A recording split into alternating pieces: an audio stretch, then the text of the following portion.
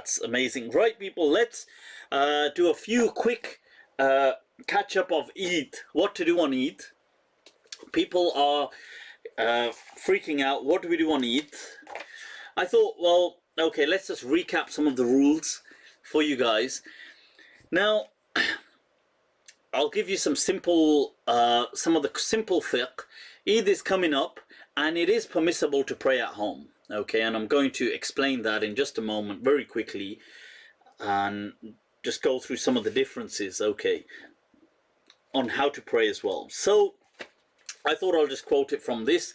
He's done a nice way of, he's kind of sequenced it pretty well. Rahmatul Ummah fi ikhtilaf al-a'imma. He is a Shafi'i, and Uthmani from the Ottomans, obviously around shortly after Ertugrul Sahib. Right, but yeah, why not? On this occasion, we'll use a Shafi'i. What the hell? What the hell, man? What the hell? So, اتفقوا على أن صلاة العيدين is مشروعة. So they all the scholars, they definitely legislate, they accept Salatul Eid as a ritual prayer. They disagree about its ruling. فقال أبو حنيفة هي واجبة على الأعيان. Abu Hanif, sometimes I have to read it from you. If I don't read, people say, can Mufti even read? I have to, this time, I have to, this one, show the public, जनता को जवाब दो कब पढ़ोगे प्यार में सारी दुनिया पड़ी हुई है हम भी हैं कितार में. That's the right. So जनता को जवाब दो. So here واجبة على الأعيان, according to Imam Abu Hanifa, it's واجبة. He gets this wrong, says Kal Jum'ah, but that's not the Hanafi madhab. He made a mistake. Ghalti se mistake. You Shafi'i, naughty. وقال مالك والشافعي sunnah. So it's sunnah according to Malik wa Shafi'i. And Ahmad said, here fardun ala al-kifaya. So what is the ruling to do with Eid? Generally, that's the difference of opinion, but it's sunnah. Okay? I'm just giving it to you.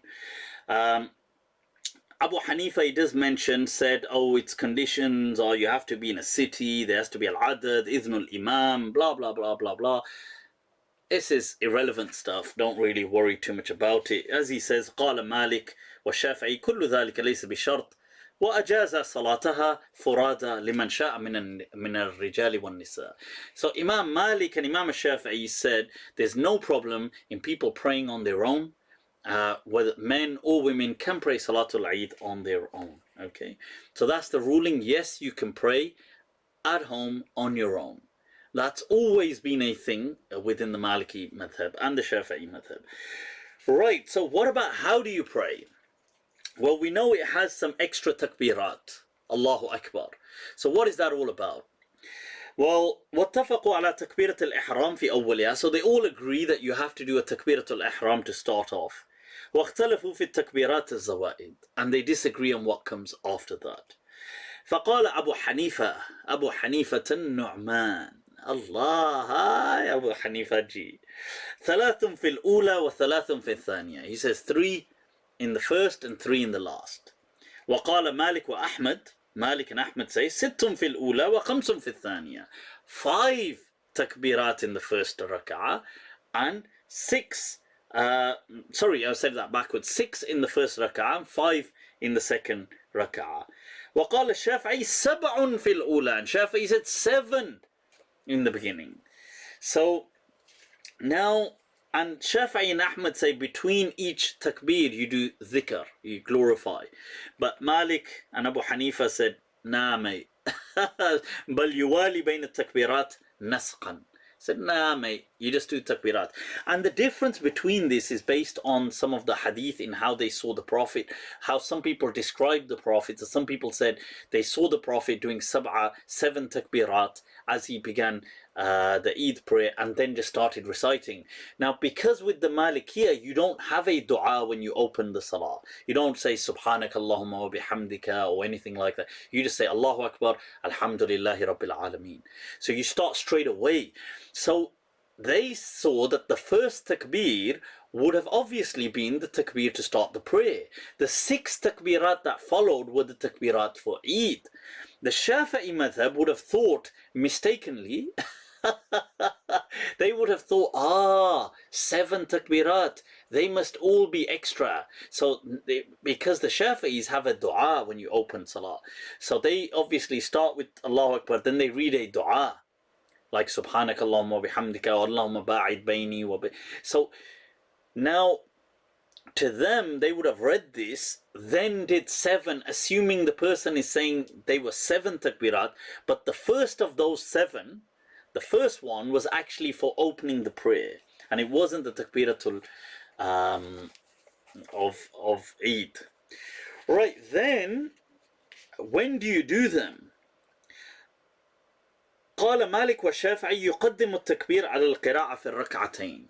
Malik and Shafi'i said that these madhabs, that you do takbir before you do recitation in both rak'at. You get up, or as soon as you begin, Allahu Akbar, Allahu Akbar, Allahu Akbar, Allahu Akbar, Allah, and you do the takbirat, and then you start recitation, Alhamdulillahi Rabbil Alameen. Now when you get up the second time, same thing. That's Malik and Shafi'i. However, Abu Hanifa said, you know what? You mix it up a little, shake it up. Shake it up. He said on the first one, you'll do it before. But in the second one, you'll do it after recitation, before going into ruku'. So remember, it's only 3 rak'at with the Hanafiya. And you do Rafa'ul Yadayn. Okay, so you do Rafa'ul Yadayn. Now, generally, they all accept that you do Rafa'ul Yadayn. Now, Malik in one riwayah, in the Mudawwana, Ibn Qasim says you don't do Rafa'ul Yadayn apart from for the first, for starting Salah. But all the other Malikis, Mutarraf, you've got Ibn Kinana, you've got other people, you've got the Ibn Abdus, and you've got a lot of all the other Malikiyah generally transmit that you can do to Rafa'ul Yadayn. Okay, so it's in Ibn Abdul Hakam as well in his Majmu'ah. That's the riwayah as well, that it's to do Rafa'ul Yadayn. So you do Allahu Akbar, Allahu Akbar, you raise the hands. Okay. Now then, there's just to touch up on 1-2 other points. What if you miss Eid prayer? Do you have to make it up? واختلفوا في من فاتته صلاة العيد مع الإمام فقال أبو حنيفة ومالك لا يقضي. You do not do قضاء. Malik and Abu Hanifa said, but Ahmed said يقضي منفردا, and Shafi'i was had both opinions. Now, right, okay. Now they do disagree. Should you pray outside if you have an opportunity? But since it's in lockdown, I won't go too much into that. But they generally all say that, except the Shafi'iyah. They say if you can do it in the masjid and the masjid is large enough, then that's better. Okay, there you go. Sometimes you got to read from the book just so people know you're literate. Otherwise, people start to think, I don't know whether Mufti can even read. So, in simple terms, we will pray Eid at home, on your own. You can follow an imam virtually if you are. You can do that, that's fine. Even if you do it on your own, you can. It's just 2 rak'at. Before beginning, you can, you can do some dhikr, etc., takbir, Allahu Akbar, things like this. But you begin, the main thing is you begin. If you're doing it on your own, there isn't going to be a khutbah really, it's just the Eid prayer. Okay, so you just do 2 rak'at, and you begin, according to the Malikis, you do you just do Allahu Akbar, then 6 extra takbirs, and you just pray normally. In the second rak'ah, you stand up. Once you've stood up, you do 5 extra takbirs, and then just carry on normally. The difference with the Hanafis, which is widespread in the UK, is they just do 3 extra on each rak'ah. In the first rak'ah, they'll do 3 in the beginning. So when you start, you said your dua, before you read Fatiha, you do 3.